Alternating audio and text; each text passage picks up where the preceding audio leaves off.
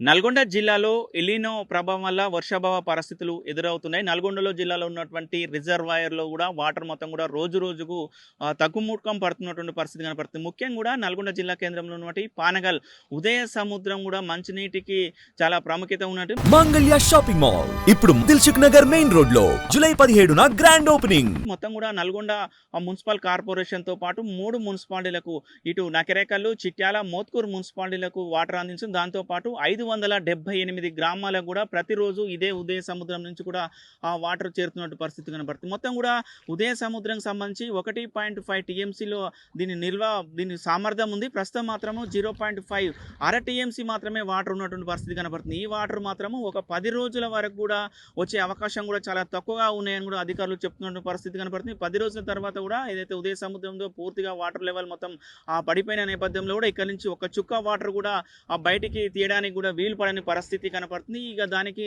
అధికారులు కూడా దీనికి సంబంధించి కూడా పూర్తిగా రివ్యూ చేస్తున్నటువంటి పరిస్థితి కనపడుతుంది. ఇక అక్కంపల్లి రిజర్వాయర్ ఉంది. అక్కంపల్లి రిజర్వాయర్ నుంచి పానగల్ ఉదయ సముద్రానికి వాటర్ తీసుకురావడానికి కూడా ఆ ప్రయత్నాలు చేస్తున్నట్టు పరిస్థితి. దీనిలో భాగంగా ఏదైతే నాగార్జున సాగర్ ప్రాజెక్టు నుంచి కిందికి వస్తున్న క్రమంలో దీనికి సంబంధించిన కాల్వలకు లైనింగ్ పనులు కూడా నిర్వహిస్తున్నారు. పూర్తిగా ఇప్పుడు ఆ లైనింగ్ పనులు కూడా మధ్యంతరంగా ఆగిపోవాల్సిన పరిస్థితి కనపడుతుంది. అక్కంపల్లి రిజర్వాయర్ నుంచి ఇక్కడికి వాటర్ తీసుకురావాలంటే ఆ కాలువల నుంచి రావాల్సి వస్తుంది. కాబట్టి ఏదైతే లైనింగ్ చేస్తున్న పనులు మాత్రం కూడా ఆ మధ్యలోనే ఆగిపోయే పరిస్థితి కనపడుతుంది. మొత్తం కూడా ఇది ఉదయ సముద్రం ఇంకీ నుంచి కూడా మిషన్ భగీరథకు సంబంధించిన గ్రామాలకు సంబంధించి ఒక రోజుకు 2 రోజులు తప్పి ఒక రోజు మిషన్ భగీరథ వాటర్ కూడా సప్లై చేస్తుంటారు. కానీ పూర్తిగా అది బంద్ చేసినటువంటి పరిస్థితి అంటే వాటర్ లెవెల్ లేకపోవడంతో కూడా రోజుకి కొన్ని లక్షల క్యూసెక్ల వాటర్ ఇటు 578 గ్రామ పంచాయతీలతో పాటు అదేవిధంగా 4 మున్సిపాలిటీ పరిధిలో ఉన్న వాటికి పంపిణీ చేయాలనే ఉద్దేశంతో కూడా అవి కూడా నిలిపించిన పరిస్థితి ఉంది. ఇవి మాత్రం ఒక 10 రోజుల వరకు వచ్చే అవకాశం ఉన్నటువంటి పరిస్థితి కనపడుతుంది. తాగునీటికే కాకుండా సాగునీటికి కూడా ఏదైతే ఉదయ సముద్రం నుంచి కూడా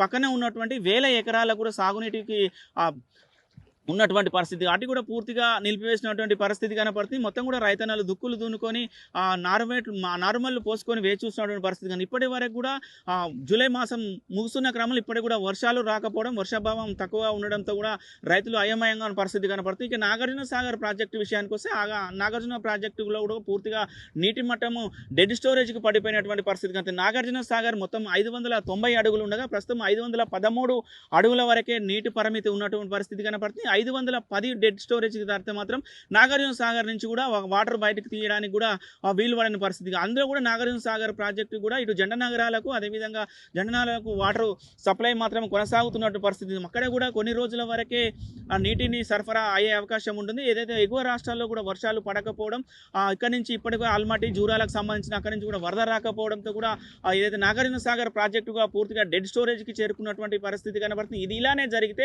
మరికొన్ని రోజుల్లో కూడా నాగార్జున సాగర్ ప్రాజెక్ట్ కూడా డెడ్ స్టోరేజ్కి దిగకు ఉండిపోయిన పరిస్థితి కనపడుతుంది.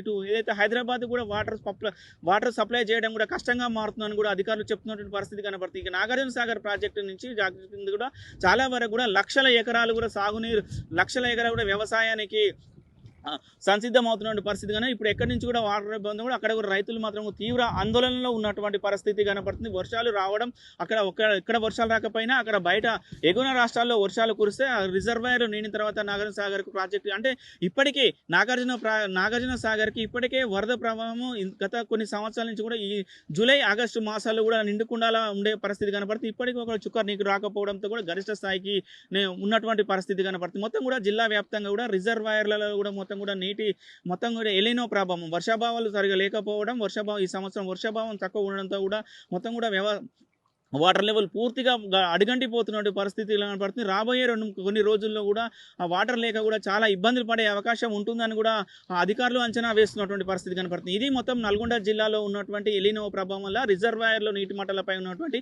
Latest updates. వీడియో జర్నలిస్ట్ కృష్ణతో అచ్యుత్, RTV, నల్గొండ.